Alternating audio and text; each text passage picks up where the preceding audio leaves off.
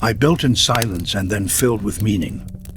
From the moment I began to walk as a child, I was drawn to the rhythm of speech, the cadence of sacred texts, the fragrance of words uttered with intention. As I grew, so did my appetite for knowledge, for discourse, for mastery of language. I could recite the Quran from memory, argue legalities with scholars twice my age, interpret the hidden folds of Sufi metaphysics with ease.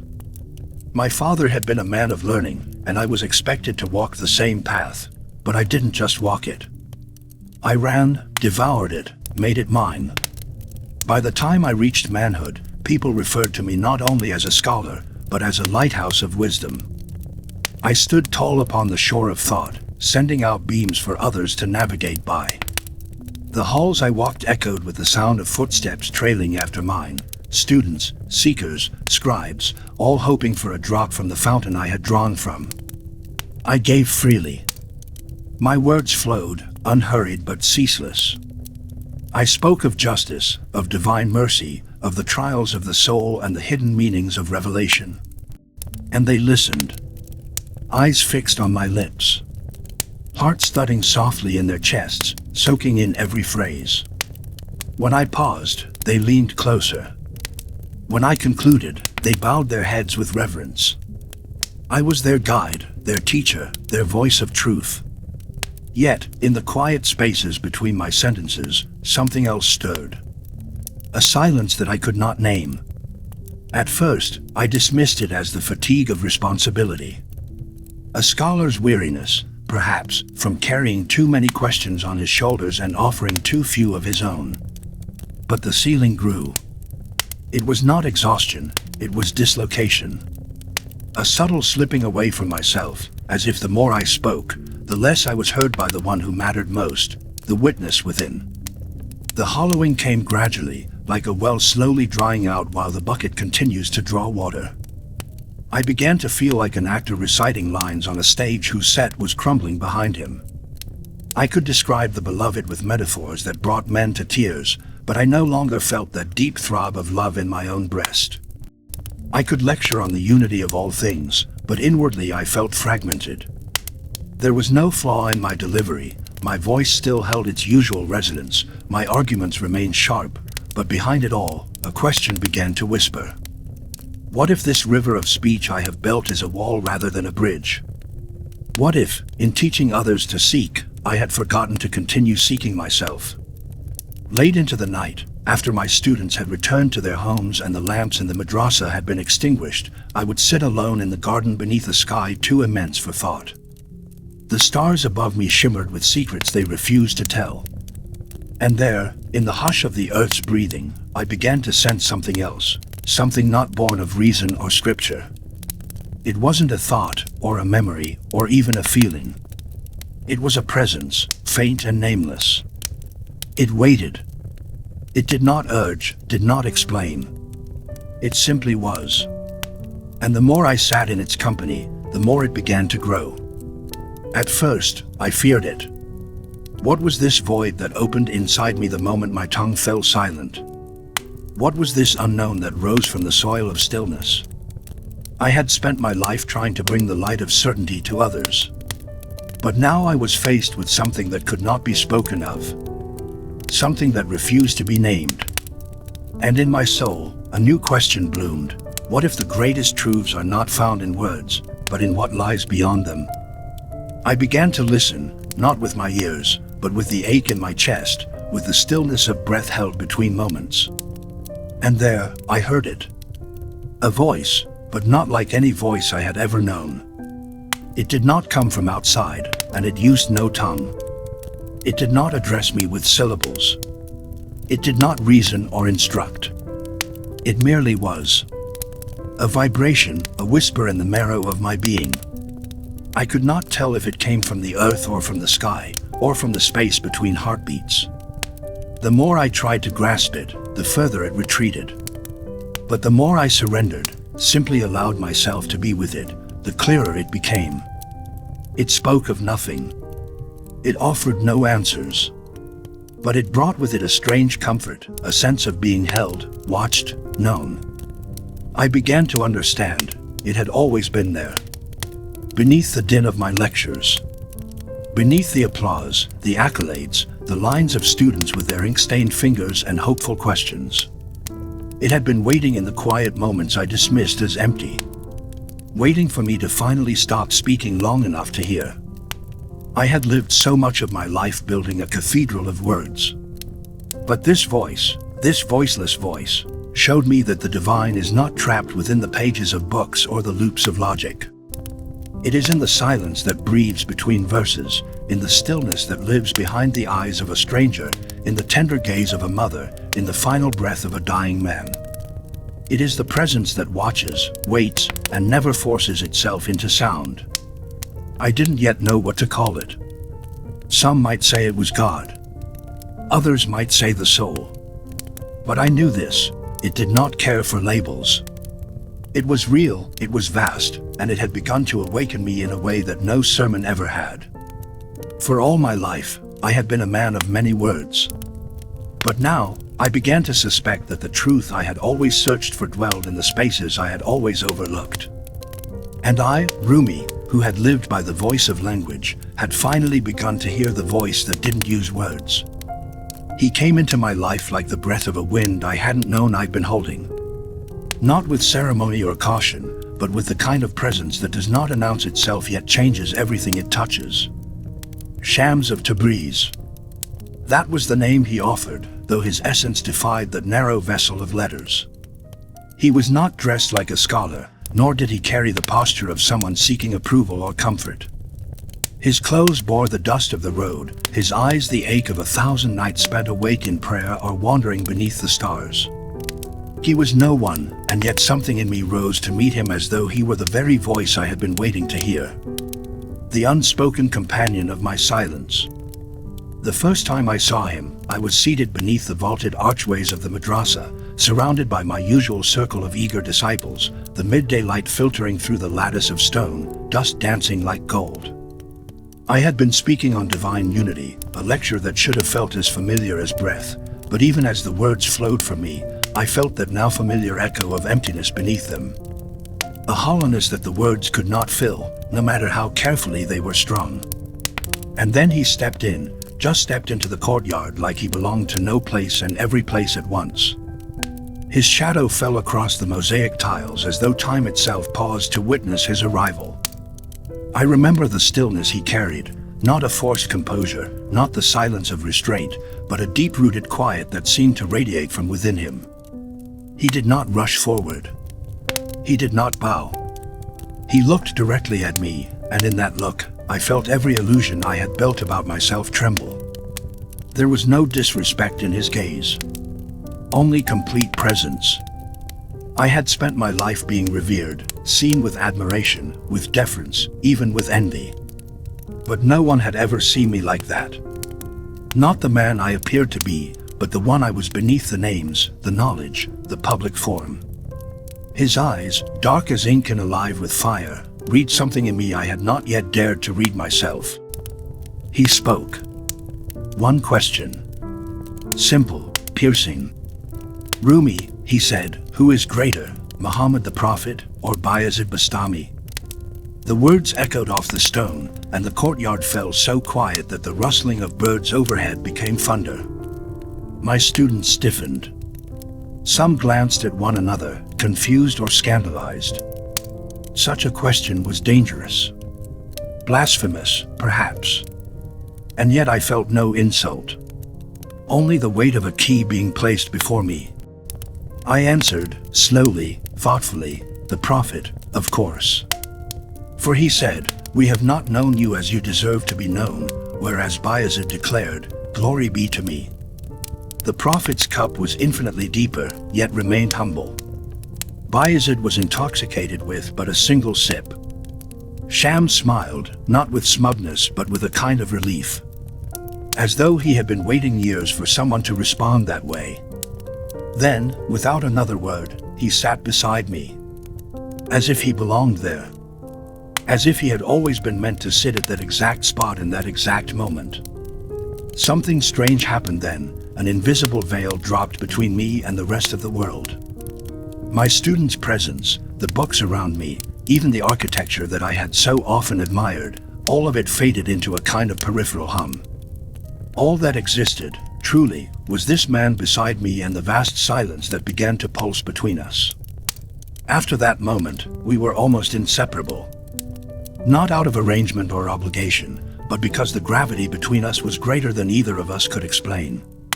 It was not friendship in the ordinary sense, nor was it mentorship. It was recognition, a meeting of two flames that had once danced in the same fire. And though we spoke, often deeply, and sometimes passionately, there was more spoken in our silences than in our words. He would come to me not with teachings but with presence. He would say things that were riddles but somehow felt like answers. Rumi, he once said as we watched ants build their tiny empires in the sand, God whispers in the spaces you fill with your own noise. Will you be quiet enough to hear? I found myself walking with him through Konya's alleys at dawn, long before the town stirred. The world was different in those hours, less certain, more alive. He would stop and marvel at things I had always passed without a second glance. A cracked bowl filled with rainwater. The way the morning breeze bent the stalks of wheat. A street dog sleeping on the edge of a merchant's rug. Everything speaks, he said once. Everything. Even the stones have tongues. But no one listens. Everyone is too busy trying to be the voice. He never demanded I believe him. He never claimed to be right. But something in his words felt truer than anything I had studied. And yet it wasn't his teachings that changed me. It was the silence he carried. It was how he lived with mystery as though it were his native language. I, who had spent years shaping language like a sculptor chiseling stone, suddenly found myself forgetting how to speak. Not from fear or confusion, but from awe. I began to sense something in myself that had long been muffled. A current beneath the surface. A music too sacred for the ear. I found myself pausing in the middle of lectures, gazing off into space, feeling as though someone were trying to speak to me, not through speech, but through breath, through the trembling of leaves, through the ache that had no name. It all culminated one evening as we sat outside the city, the sun melting into the horizon, painting the sky with colors that made even silence weep. We said nothing for what felt like hours. The grass around us whispered with the wind. The last birds called their final songs before nightfall. And then, without turning, he said, "There is a voice that doesn't use words. Have you heard it yet?" My breast caught. The question was like the ringing of a great bell inside my ribs. I could not answer him, not with words. But tears welled in my eyes, and in that moment, I knew he had asked the one question I had needed my entire life. The question I had buried beneath layers of eloquence and learning. I did not sleep that night. I lay on my back, staring into the heavens, listening to a silence so full it felt louder than thunder. The voice he had spoken of, it had no pitch, no language. But it was there, whispering through my bones, stirring in my breath, cradling me in its invisible hands. It had been with me all along. But I had needed someone like Shams, wild, unpolished, burning with truth, to remind me how to listen. In that moment, I understood, this was no ordinary meeting. This was a divine collision. He was not just a teacher, nor a friend, nor a madman. He was the threshold. The one who would lead me not into more speech, but into the heart of silence. Into the fire where words are born, and where they are finally transcended. That night, sleep became a stranger to me, and I did not mourn its absence. I lay not in rest, but in a kind of sacred disquiet, my body motionless, my mind suspended like a bird mid-flight between two unseen currents. My hands lay folded across my chest as if in prayer, though no formal prayer escaped my lips. I did not utter the names of God, though every breath that passed through me seemed to call him anyway. Something vast had opened within me, something wordless and yet deeply alive, as though the universe itself had turned its face toward me in silence. I was aware of everything, the creak of the wooden beams above, the rustle of the wind through the curtains, the distant bark of a dog breaking the stillness of the city, and yet all of these sounds seemed like ripples on the surface of something far deeper, something without sound or form. The question Shams had asked me only hours before, "Have you heard it yet?" was not a question in the ordinary sense. It was a touch, a finger pressed to the center of my being, pointing inward. That simple sentence, delivered without fanfare, had unraveled me. For years, I had been teaching others how to seek truth, how to surrender to love, how to peel away the ego and find the divine spark within. But in truth, I had become so fluent in the language of the sacred that I had begun to mistake language for the sacred itself. My words had grown beautiful and clever, yes, but increasingly they had become like golden chains, ornate, admired, but binding. Now, lying in that dim, quiet room, I realized just how much of my life had been built upon the architecture of thought. And thought, while useful, is not the door, it is only the key. The door opens only when one stops trying to open it. The voice Shams had referred to, the one that did not use words, was not hidden behind some intellectual puzzle or the mastery of doctrine. It was here. It had always been here. Beneath the noise of my own mind. Beneath the scholar. Beneath the poet. Beneath even the seeker. It lived in the stillness between two thoughts. It lived in the exhale I never noticed. It lived in the silence I had always been so eager to fill. As I lay there, my thoughts became birds, circling and flapping and eventually settling. They came with their usual questions. Is this madness? Is this mystical delusion? Should you not return to the clarity of law and logic? But I no longer needed to chase or silence them. I simply watched them pass. Their voices grew faint, like distant conversations overheard in another room. And then, in their absence, I became aware of something else. Not a sound, but a presence. Not a presence like someone standing near, but a presence like a breath warming the inside of my chest, a warmth that did not burn but illuminated. I cannot say it was God. I cannot say it was not. It did not announce itself with thunder or light. It did not speak in Arabic or Persian or the sacred tongue of Scripture. And yet, I felt more addressed in that moment than in any sermon I had ever heard. It was not teaching me, it was being with me. It did not tell me what to believe. It allowed me to know, without proof or persuasion. I was not being shown a secret. I was becoming the space in which secrets are no longer necessary. I realized then that I had never truly listened before. I had heard lectures, verses, poems, voices, yes. But I had never listened with my whole self. I had never surrendered my understanding, my identity, my need to interpret. This voice, which spoke without speech, communicated through resonance. It rang within me like a tuning fork held against the soul. It told me nothing specific, yet in its presence, everything became clearer. It was not a guide, it was a mirror. It reflected what I had forgotten I carried inside me all along. And with this recognition came a softness, an overflowing tenderness, as though the part of me that had been waiting at the gates of the sacred was finally being invited in. The tears that came were not loud. They rolled silently down my cheeks, disappearing into the pillow beneath me.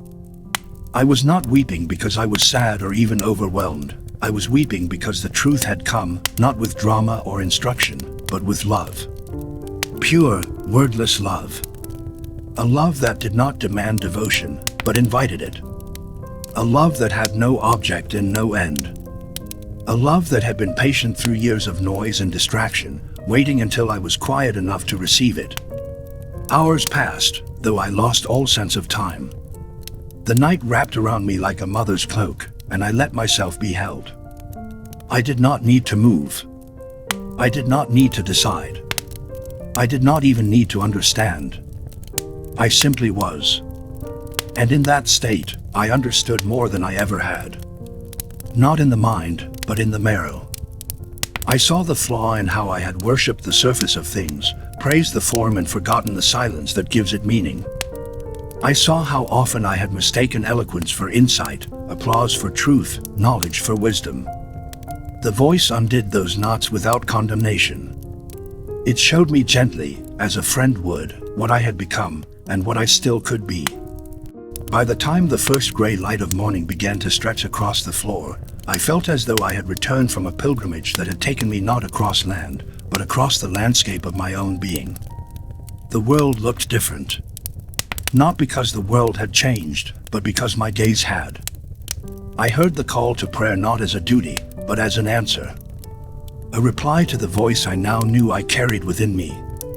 The same voice that had risen with the sun, risen with the birds, risen even in the heart of silence. I stood slowly. My legs trembled not with exhaustion, but with reverence. I did not rush to speak. There were no words I could offer that would not be too loud, too small, too crude for what I had witnessed in the quiet. I knew I could never again teach the way I once had. I could no longer pretend that truth came wrapped in phrases and verse. I would have to change. Not gradually, but wholly. From root to branch. That morning, I walked to meet Shams once more. I did not run. I did not carry questions. I went to him not as a teacher, not as a master of texts or a voice of spiritual authority. I went to him as a listener. As a flame newly sparked. I went to him as one who had finally heard, for the first time, the voice that speaks not with words but with presence. And I knew, no matter how far I would go, how many poems I would write, how many lives I would touch, this voice would stay with me, guiding me through the dark, not by sound, but by light. That walk back to my home under the vastening sky remains etched in me more deeply than any verse I have written. Each step felt different, no longer merely the motion of the body through space, but a sacred unfolding, a movement of the soul itself. The streets of Konya, which I had known intimately all my life, now appeared unfamiliar, as if cloaked in some veil that had only now been lifted. Even the buildings, the stones, the dim glow of lanterns flickering in windows, all of it pulsed with a stillness that did not belong to the silence of night, but to the deeper silence that underlies all things. I remember passing by a vendor who was closing his stall.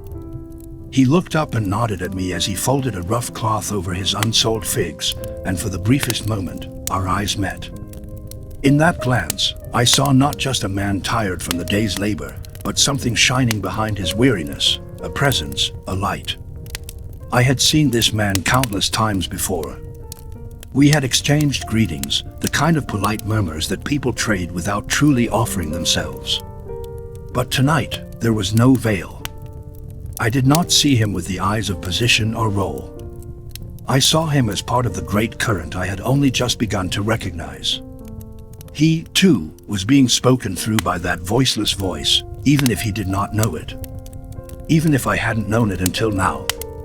The trees lining the street, their branches reaching into the indigo sky, whispered to one another. The breeze passing through them was like breath. Everything breathed. Everything was part of this immense stillness, this speaking silence. And I, who had spent decades dressing myself in identity, in knowledge, in the finely stitched robe of reputation, now felt unclothed, but not exposed. I felt free. As though the more I forgot who I was supposed to be, the closer I came to what I truly was. When I entered my home, the hush followed me. The familiar walls seemed changed, as if they, too, had been listening and now waited for me to speak not from the lips but from the heart. My family greeted me gently, their voices muffled by my inward echo. I answered them with a soft smile, a touch of the hand, a kiss to my son's brow. I could not explain to them what had shifted within me. Not yet. They would not understand, not because they were not capable of it, but because some transformations arrive in silence and must first be lived before they are spoken. I went to the study, my place of books and scrolls and ink. I sat there for a long time, not reading, not writing, just watching the flicker of the candle as it danced in the draught. I had written thousands of words in this room. I had instructed, composed again. But now, none of those words could touch what I felt. And strangely, that did not frighten me. I no longer felt the need to define the world, or myself, through language. I began to see language not as a tool to capture the truth, but as a trail left by it. A trail that vanishes once the truth itself is finally met.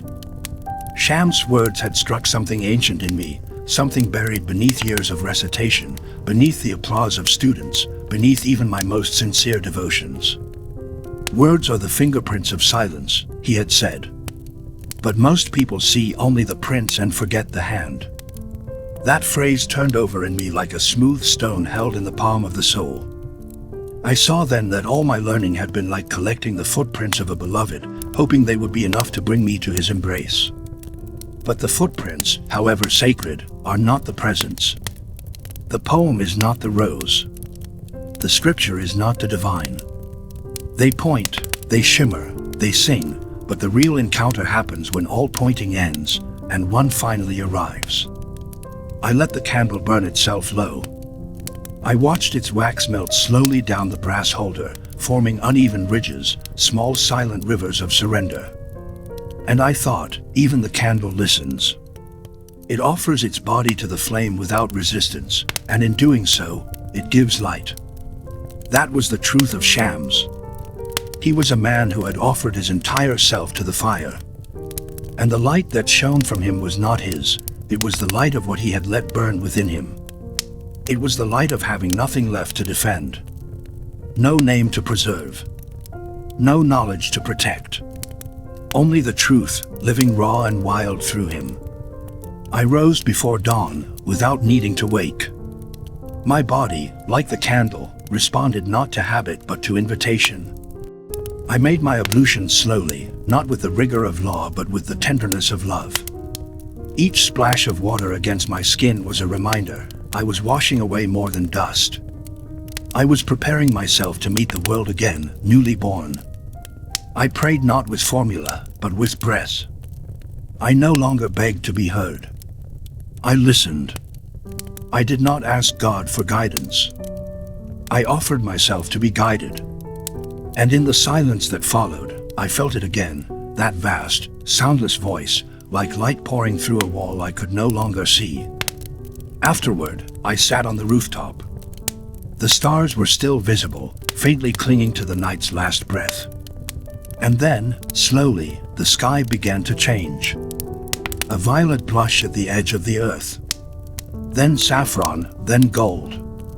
I watched the sun rise without metaphor. I did not reach for poetry. I did not say, "This is like the awakening of the soul." I simply watched.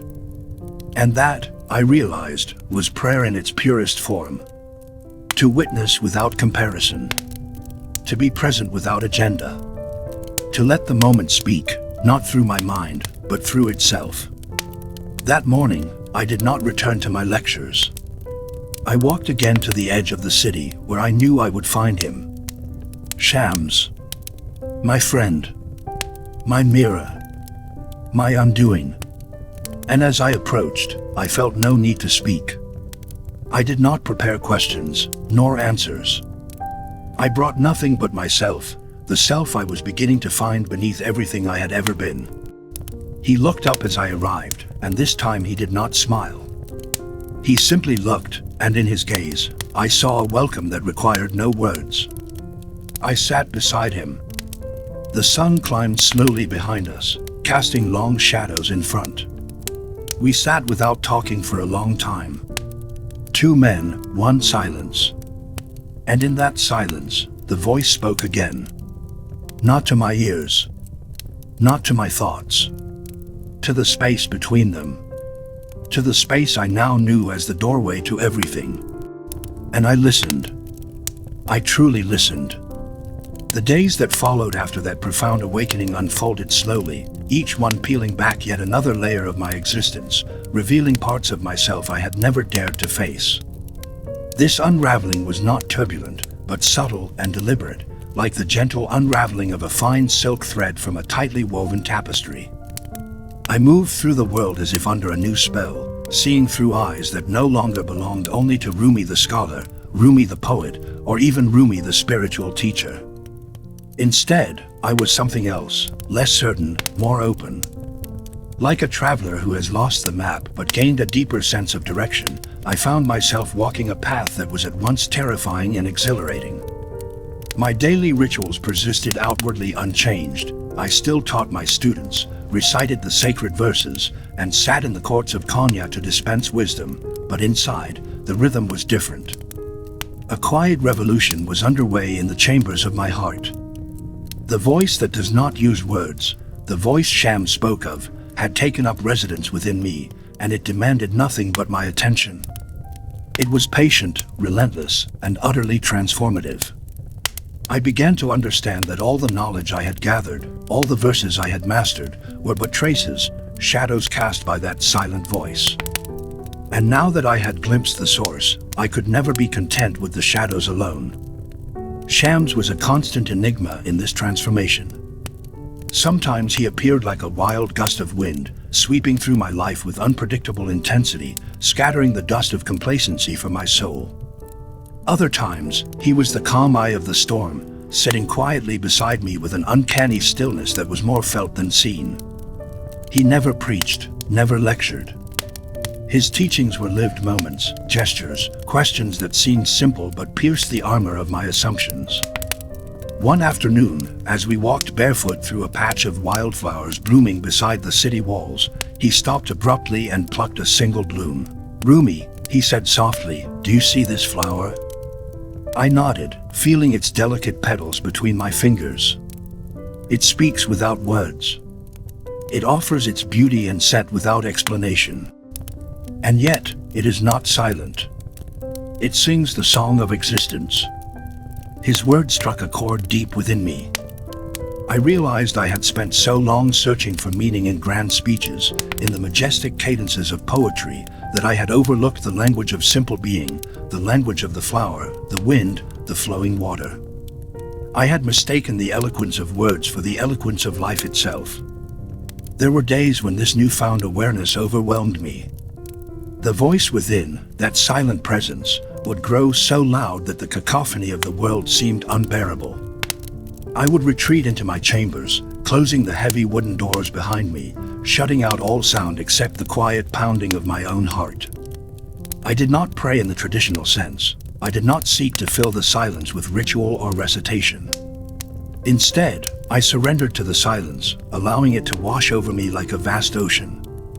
In those moments, grief often accompanied me. Grief for the man I had been, the man who had lived wrapped in knowledge but disconnected from the living truth beneath it. Grief for the years lost in the maze of words and the applause of crowds. Yet, within that grief was an aching joy.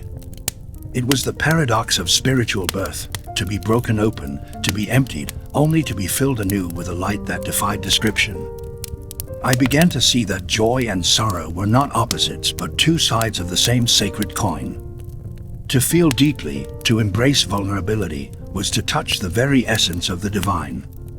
One evening, as the sun dipped behind the hills and bathed the city in a golden glow, Shams and I sat beside the canal that wound through Konya's outskirts. The water flowed steadily, whispering secrets in a language beyond words. Shams picked up a smooth stone from the bank and held it up between us. "What does this stone say to you?" he asked. I turned it over in my hands, feeling its cool weight and worn edges. "Nothing," I replied. "It is silent." He smiled, a spark in his eyes. "No, Rumi. It is not silent. You are simply too loud. The stone speaks in a voice older than words, if only you would listen." I closed my eyes and breathed deeply, allowing the world's noise to recede. Then, amid the stillness, I felt it, the resonance of the stone's silent song. It was not sound but presence, a steady heartbeat beneath the surface of existence. The stone had borne the passage of countless seasons, the touch of rain and sun, the footsteps of strangers, and through it all, it remained itself, whole, patient, eternal. That night, instead of returning to my home, I wandered with Shams through the quiet streets, our bare feet brushing the cool earth. The stars hung low, vast and luminous above us, and the silence between our footsteps grew pregnant with unspoken understanding. We sang songs that were not meant for performance but were the natural overflow of the stillness within us. Our voices rose and fell, carrying the silent voice into the night air, weaving it through the tapestry of darkness and light. Yet this path was not without its trials. There were nights when the silence felt like a vast emptiness threatening to swallow me whole. When the unraveling was too much, and I longed for the familiar safety of certainty and doctrine. But in those moments, Sham's unwavering gaze held me steady. "Keep listening," he would say, his voice gentle but firm. And so I listened, even when it hurt. Even when the voice seemed to falter or retreat. Because I had come to know that this voice was not outside me, nor separate. It was the very core of my being, the flame beneath the ashes. In listening, I found not only God but myself, or perhaps I realized there was never any separation. The silence had been trying to tell me this all along, that the divine and the self are intertwined, like the river and its reflection, inseparable and ever-changing. This truth did not need to be spoken, for it was the ground beneath all speech. And so I walked forward, step by step, deeper into the silence, into the presence, into the voice that does not use words, yet speaks more profoundly than any language ever could. The deeper I ventured into this silent realm, the more I became aware of how much of my existence had been shaped by the relentless pursuit of voices that spoke in words, words that promised understanding, clarity, and meaning. For so long, I had wandered through the vast desert of my own mind, chasing after these voices like a thirsty traveler searching for an oasis that might quench his thirst. But what I found instead were only mirages, flickering images that dissolved upon approach, leaving behind a growing hunger that no explanation or doctrine could satisfy. Now, that hunger itself was transforming. It was no longer a desperate craving to grasp or possess knowledge, but a surrender to the ineffable, a willingness to abide in mystery without resistance. This surrender was not a sign of weakness or defeat, rather, it was the bold and fierce courage to be utterly vulnerable. To tear down every fortress of certainty I had built, brick by brick, until only the raw, trembling heart remained, the heart that beats not to the rhythm of reason, but to the silent pulse of existence itself. I began to notice with startling clarity how much I had relied on language as a shield, a means to protect myself from the vast, frightening unknown. Poetry, scripture, scholarly debates, and theological discourses had given me an identity, a place within the world, a mantle of authority and respect.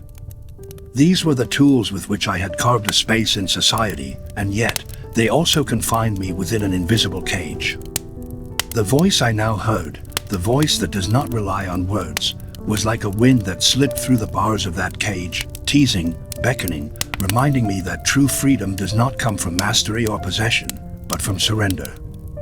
To hear this voice, I had to let go of the familiar anchors that had once given me comfort and security. There were moments when this surrender felt like falling into a bottomless abyss. The silence pressed around me so heavily that it threatened to suffocate every last breath from my lungs.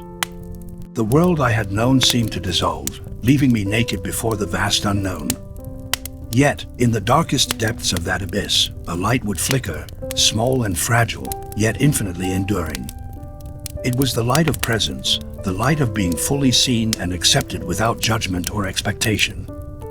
I realized that to truly listen to this voice, I must become an empty vessel, open and willing to receive whatever came my way, whether joy, peace, doubt, fear, or despair.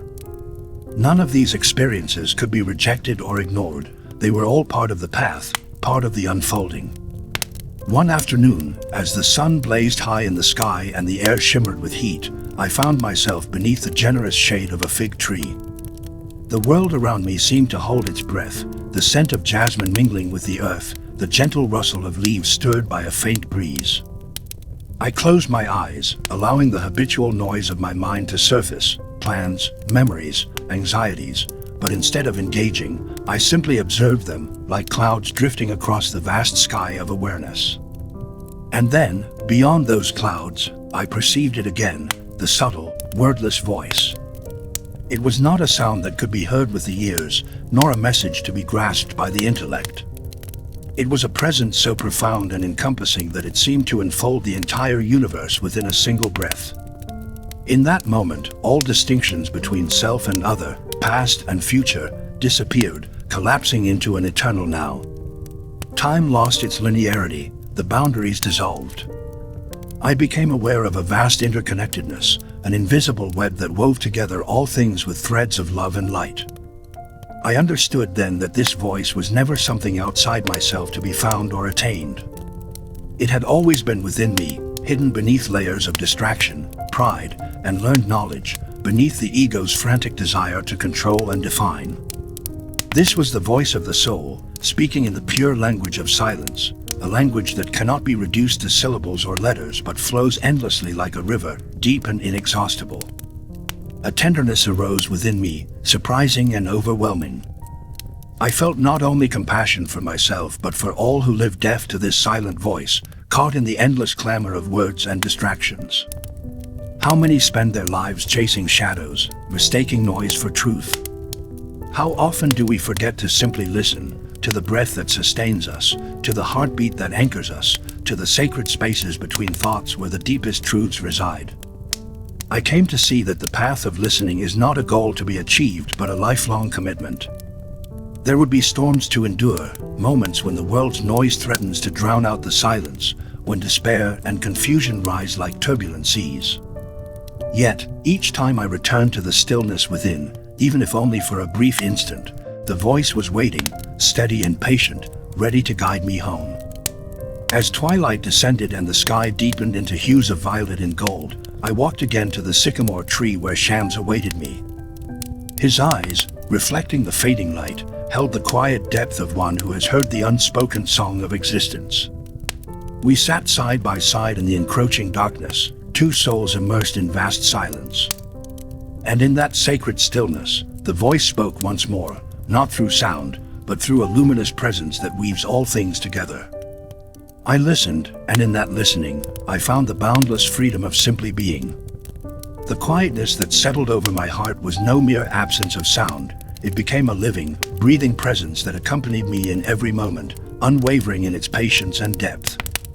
As I journeyed ever deeper into the realms of silence and stillness, I discovered that listening is an art far subtler and more demanding than I had ever imagined.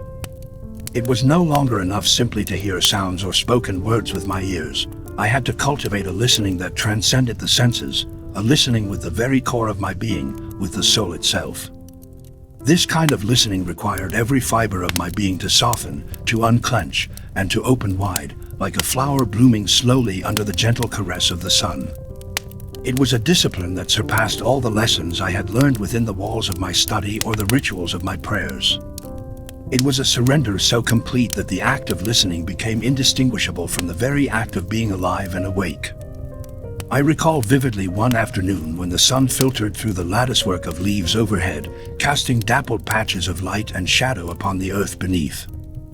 I sat alone by the riverbank near our home, the water flowing steadily but softly, murmuring in a language without words. The world around me was alive with gentle sounds, the rustling grasses whispering in the breeze, the subtle murmur of the current as it wound its way through stones, the distant calls of birds returning to their nests in the fading light. Yet within this vibrant symphony of nature, there was a silence so profound that it seemed to hold all sound in delicate suspension. It was the silence between each note, the sacred space that gives music its meaning and power. Closing my eyes, I let myself dissolve into this silence, surrendering all the clutter of my thoughts to the flowing river. In that sacred stillness, the voice spoke again, not as a sound to be heard by the ears, but as a presence that filled the vast emptiness within me with gentle, unshakable power. It was as if the river itself was teaching me the art of listening, to flow without resistance, to embrace both movement and stillness, to be wholly present with whatever arises and passes. I realized that listening in this way was not a passive act, but a conscious yielding, a willing surrender to the endless unfolding mystery that life offers us each moment. It required humility of a profound sort, not the humility that shrinks and hides, but the humility that softens the heart and opens the soul, inviting all of life to enter. As I sat there, I became increasingly aware of how often I had mistaken noise for wisdom, how often I had valued words for their quantity rather than their truth. In the scholarly debates, in sermons, and in the crowds that gathered to hear me speak, I had measured success by how much I could say, by the certainty with which I conveyed my teachings. But now I saw how words often obscured rather than revealed, how they could build barriers as easily as bridges. The silent voice I had come to know was not contained within speech or scripture. It was the essence that breathes life into all expression, the unseen force that moves the stars and quickens the soul. Yet, this path was not without struggle. There were nights when the silence around and within me felt like an endless void, merciless and vast. The ego, that stubborn guardian of the old self, resisted fiercely. It clung desperately to the familiar comforts of certainty, control, and definition. I found myself wrestling with shadows of doubt and fear, questioning whether this journey into silence was a descent into oblivion or a true path of awakening. But whenever the darkness pressed close, the silent voice would return, not as a roar or a blaze, but as a quiet, persistent whisper that rekindled my courage. It spoke of trust, surrender, and the sacredness of not knowing. One evening, as stars began to scatter their distant light across the darkening sky, I sat with Shams beneath the great sycamore tree. The air was cool and fragrant, rich with the subtle sense of earth and blossom. Words felt inadequate, so we spoke little. Instead, we shared a silence so full and alive it seemed to pulse with divine life itself. In that silence, I felt the presence of the voice more clearly than ever, not as something outside of me, but as the very fabric of my being. It was in the steady beating of my heart, in the rise and fall of my breath, in the eternal pulse of the night itself. In that sacred communion, I came to understand that the journey toward this silent voice is not a search for something external, but an inward turning, a coming home to the deepest place within.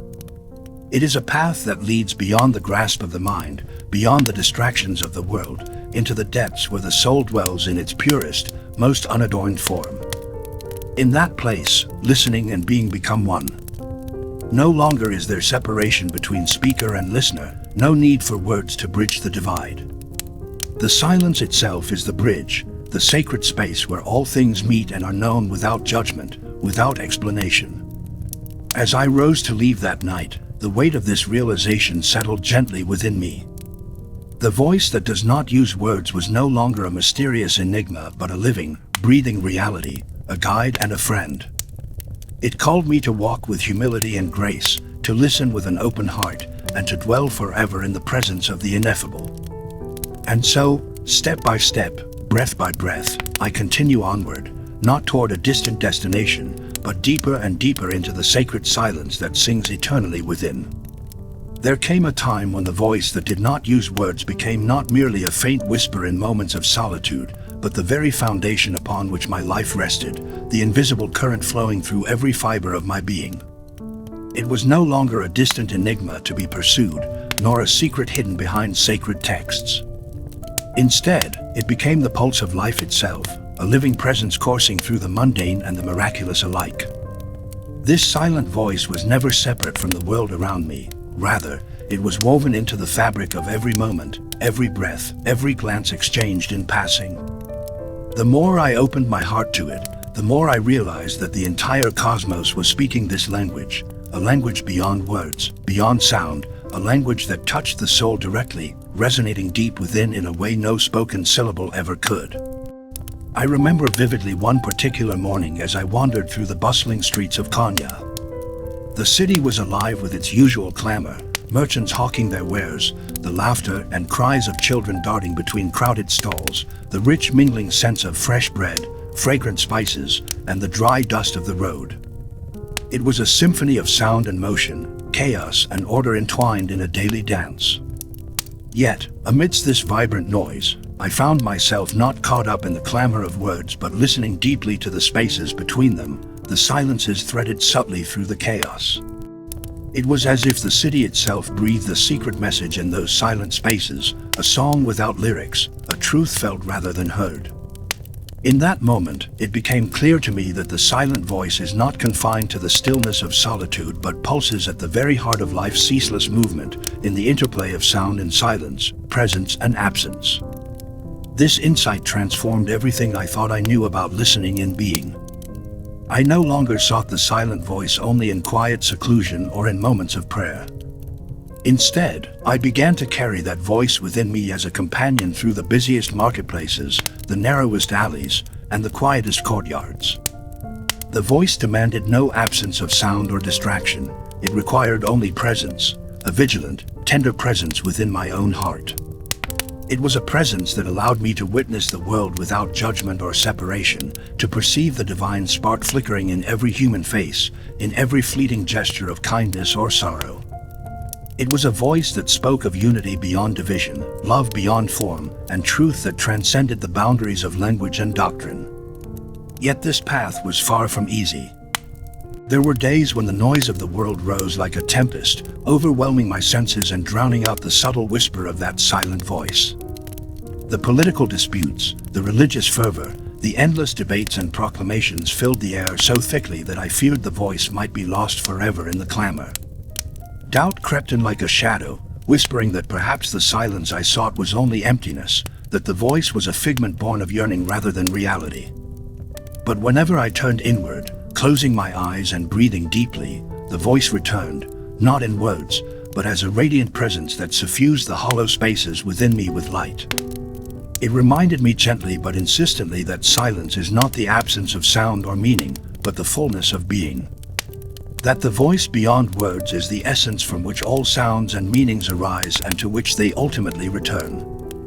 One evening, as the sun sank low and painted the sky in breathtaking hues of rose, amber, and violet, I sat beside Shams beneath the vast canopy of stars.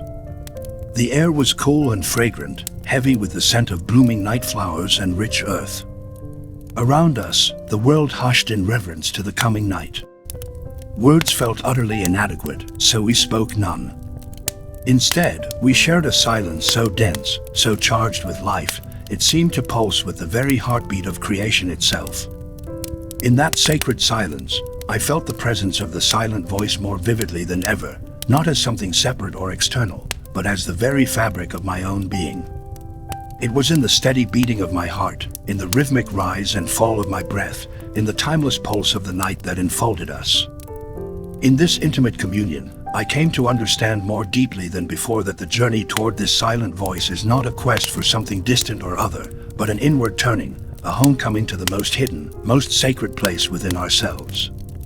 It is a path that transcends the intellect, the senses, and the shifting illusions of the world, leading us into the depths where the soul dwells in its purest, most unadorned form.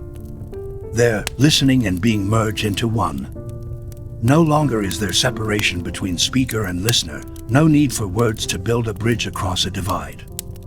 The silence itself is the bridge, the holy space where all things meet and are known in their truest essence, without judgment or explanation.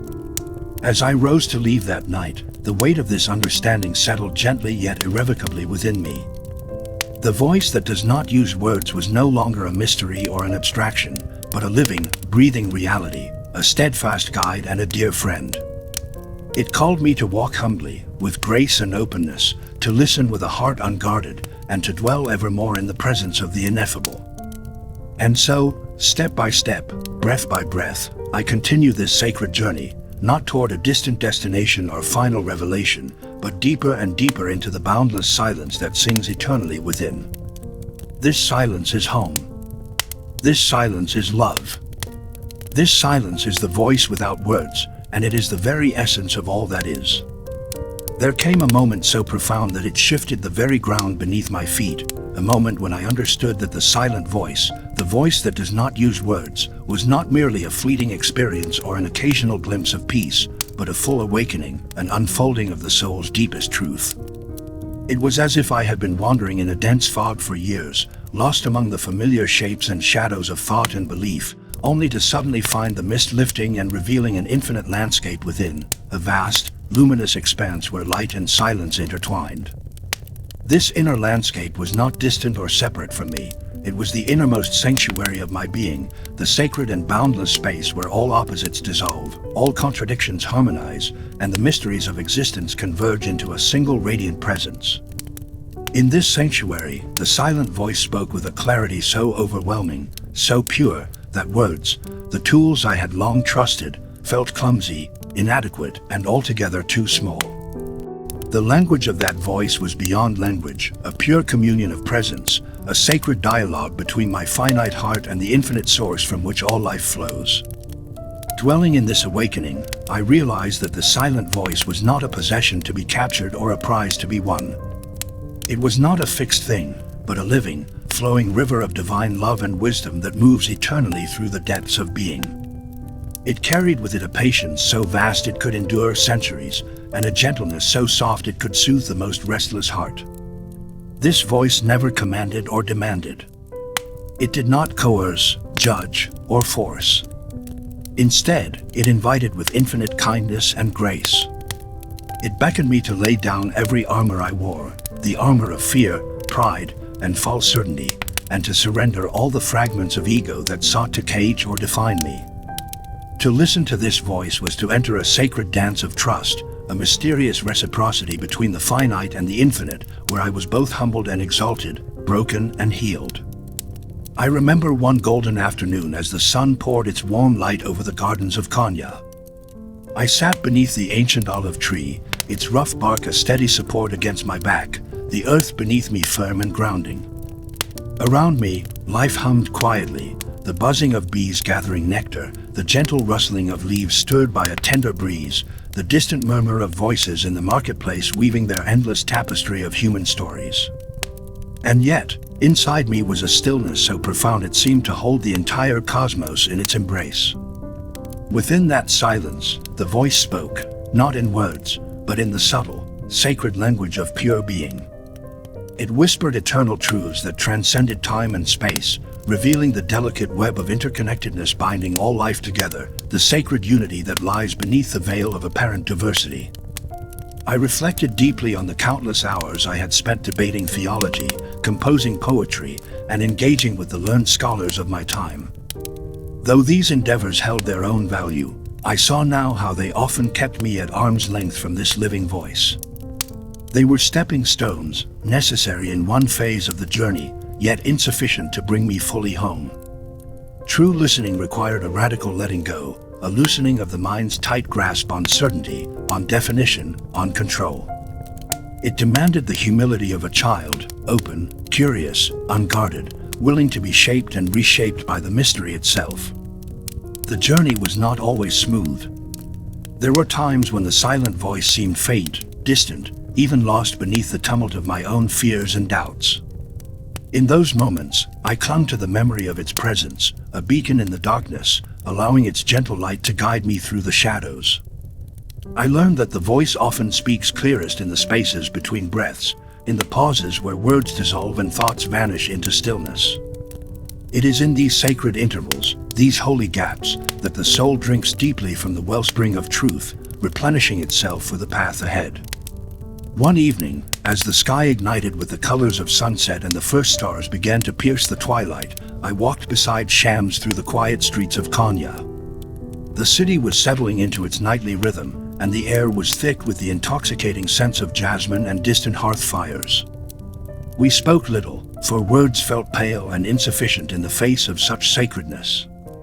Instead, we shared a silence so rich, so full of life, that it seemed to pulse with the very essence of existence itself. In that shared stillness, I felt the silent voice enfolding us both, weaving an invisible tapestry of light and love that connected every heart, every soul, every breath to the eternal source. In that sacred moment, I understood that this voice is the ultimate truth, the voice beyond all division, beyond all conflict, beyond all illusion. It is both the origin and the destination, the alpha and the omega of all things. To listen to it is to be reborn, endlessly and freshly, to awaken from the deep sleep of separation and remember the oneness of all life. It is a call to live with boundless compassion, fearless courage, and a love so vast it knows no limits or conditions. And so I walk this path still, ever drawn and held by the silent voice that does not use words. It guides me beyond the veils of appearances, beyond the distractions of the world, into the sacred heart of the divine mystery. In its presence, I find a peace that surpasses all understanding, a joy that is steadfast and unshaken by the tides of circumstance, and a love that flows endlessly, like a river without source or end, carrying me gently, lovingly, home. As I stand at the threshold of this long and winding journey, I am struck by how deeply the voice without words has woven itself into the very fabric of my existence. It is no longer a distant whisper or a fleeting glimpse, but a presence so intimate and profound that it colors every thought, every breath, every step I take. This voice is not a message carried on the winds or an echo fading into silence. It is the living foundation beneath all things, the quiet center holding the entire universe together within me.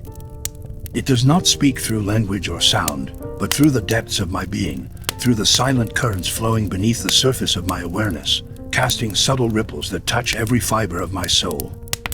To live in harmony with this voice is to align oneself with the eternal flow of life itself, to move gracefully through the cycles of joy and sorrow, birth and death, certainty and doubt, always carried gently by its unseen hand.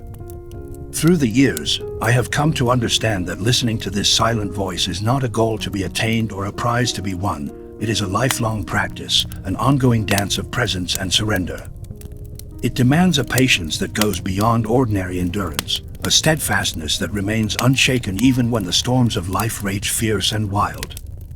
There are countless moments when the noise of the world threatens to overwhelm me, when fear, confusion, and despair cloud my vision, and the familiar comforts of old beliefs beckon me to retreat into certainty and control. Yet, each time I find myself lost, I return, like a weary traveler drawn by an invisible thread, to the stillness within, to the sacred place where the silent voice whispers its gentle truths. This return is itself an act of devotion, a bowing before the great mystery that transcends all understanding, a sacred offering of the heart. In the quiet hours of dawn, when the world is soft and new, I often find myself sitting alone in contemplation. The air is cool, scented with the delicate fragrance of blooming flowers and the rich earth freshly kissed by rain. In these moments of solitude, the silent voice comes alive like a living pulse beneath the surface of all things. It speaks not through words, but through a language of presence that fills the spaces between thoughts and feelings. It reminds me of the unity that underlies all apparent division, that beneath the surface distinctions of race, faith, and creed, there beats a single heart, a shared soul. It calls me to compassion, urging me to see not enemies or strangers but fellow travelers, each carrying their own burdens and light along the winding path. It teaches me courage, the courage to face my own shadows without turning away, to embrace vulnerability as a doorway to deeper strength and wisdom. Though wordless, this voice is the source of all my words and poems, the wellspring from which my teachings flow. It is a silent teacher whose lessons transcend the intellect and reach directly into the heart. I have learned that it is not through clever arguments or learned discourse that one draws closest to truth, but through humble listening and open-hearted surrender. This voice is a mirror reflecting the divine spark in all things, a gentle guide leading me back to the sacred wholeness that has never truly been lost. As twilight descends and darkness wraps the world in its quiet embrace, I feel the voice grow ever more tender and near. It cradles my soul in its vastness, whispering the truth that life is a fleeting gift, a delicate dance between presence and absence, light and shadow, silence and sound. It calls me to live fully, to love without reservation, and to walk the path of humility and grace. In heeding this call, I find a freedom unlike any other, the freedom not of escape or detachment but of being fully alive, fully awake, fully present to the sacred mystery unfolding in every moment. This journey is never solitary. The silent voice binds me to all who listen, all who seek, all who yearn for the light beyond words. It is the thread that weaves together the tapestry of humanity, linking hearts across time and space in a shared embrace of love and understanding. Through this voice, I glimpse the eternal dance of creation, the endless weaving of beginnings and endings, the unfolding of life's vast mystery in every breath and heartbeat. So I continue onward, guided always by the silent voice that does not rely on words. It is my compass when the path grows dark, my light when the way seems lost.